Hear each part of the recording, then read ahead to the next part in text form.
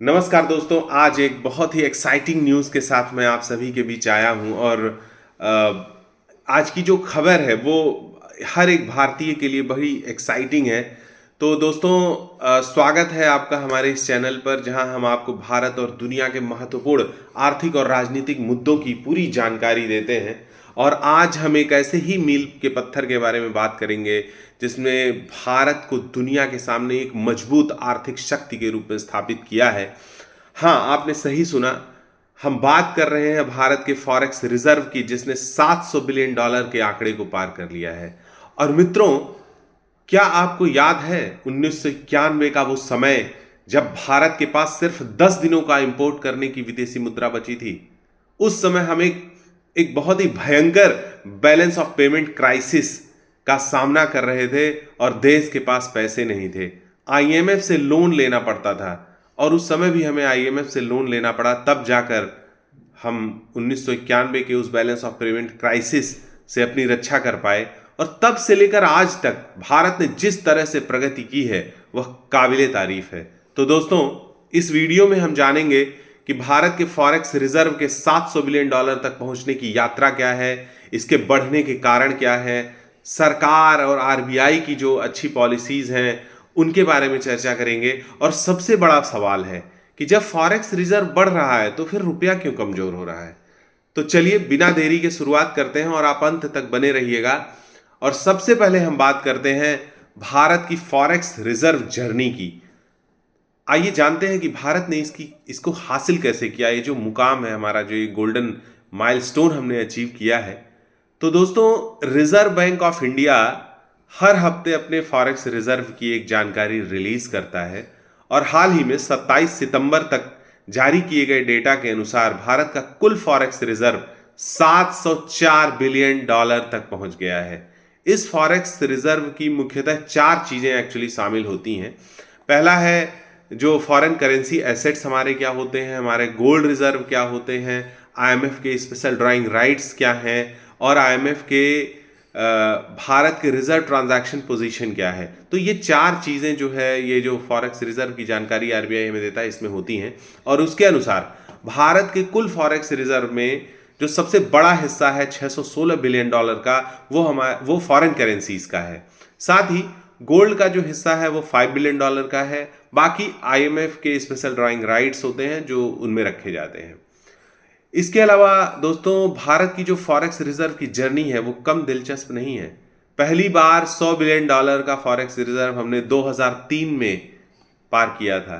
फिर 2017 में ये $400 बिलियन पर पहुंचा और 2024 में आज हम $700 बिलियन के पार चल रहे हैं। और इसमें हम निस्संदेह भारत सरकार, मोदी सरकार की जो देश में एक दशक से चल रही सुधारवादी नीतियां और आर्थिक अनुशासन का जो दौर आया है उसको हम बहुत क्रेडिट दे सकते हैं। क्योंकि देखिए, 2003 में हम $100 बिलियन पर थे, आज हम जो है $700 बिलियन को क्रॉस कर चुके हैं।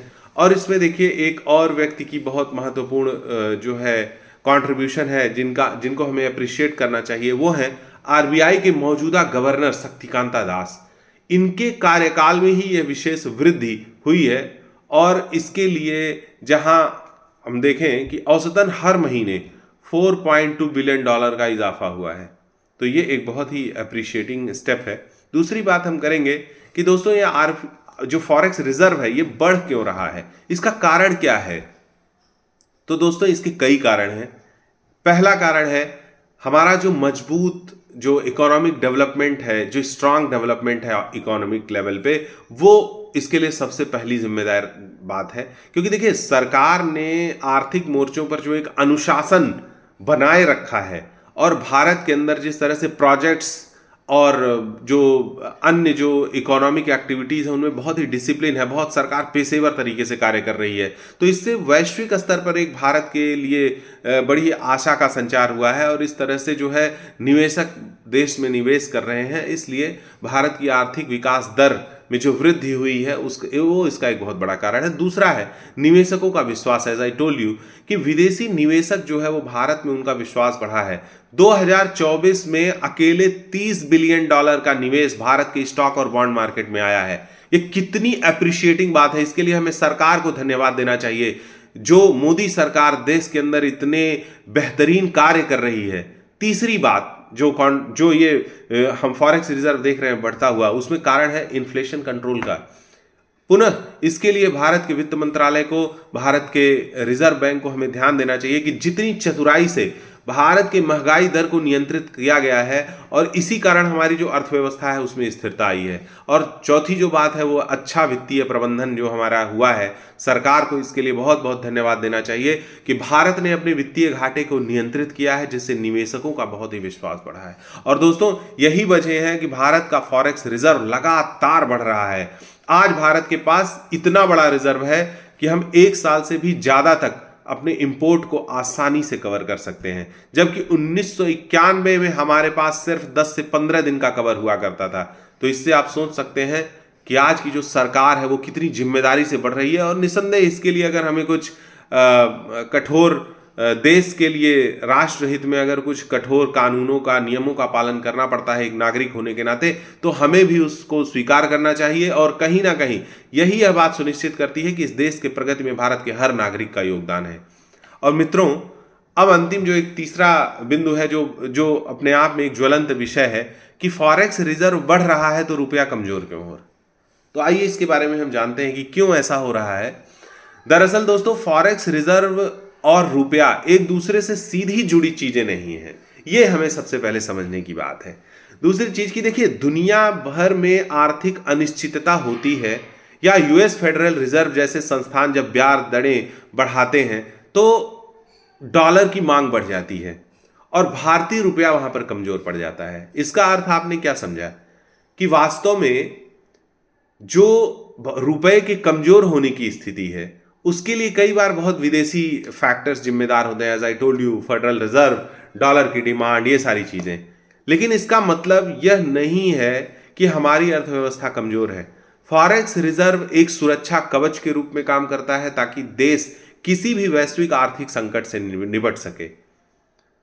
तो मित्रों, मुझे आशा है कि आप इस बात को समझ पाए होंगे कि देखिए, जो डॉलर की वैश्विक मांग है वो वैश्विक स्तर पर अन्य देशों का जो अन्य करेंसीज का डॉलर में निवेश है, और यूएस फेडरल रिजर्व चूंकि वह एक बहुत अमेरिका का जो एक अर्थतंत्र है वो बहुत ही मजबूत और बहुत ही प्रभावशाली है। तो इसीलिए जब वो कोई भी परिवर्तन करते हैं तो उससे डॉलर की मांग अप एंड डाउन होती है और उससे भारत का रुपया भी थोड़ा बहुत प्रभावित होता है। इसलिए हम ऐसा देखते हैं। लेकिन हमारे पास इतना अच्छा फॉरेन रिजर्व है और चीज़ें हैं, तो इन दोनों चीज़ों को हम को रिलेट डायरेक्टली न करें। ये दोनों एक दूसरे से इनडायरेक्टली जुड़ी हुई चीज़ें हैं। इसके बाद अंत में दोस्तों मैं एक बात और कहूँगा कि भारत के 700 बिलियन डॉलर के फॉरेक्स रिजर्व के बारे में ये हमारी एक बहुत बड़ी उपलब्धि है। इसके पीछे कई कारण हैं जैसा कि मैंने आपको बताया, और मैं आशा करता हूं कि ये वीडियो आपको पसंद आई होगी। इसको अपने दोस्तों में लाइक, शेयर और सब्सक्राइब जरूर करें, दोस्तों को भी बताएं। और तब तक के लिए धन्यवाद। मिलते हैं अगले वीडियो में आप सभी से।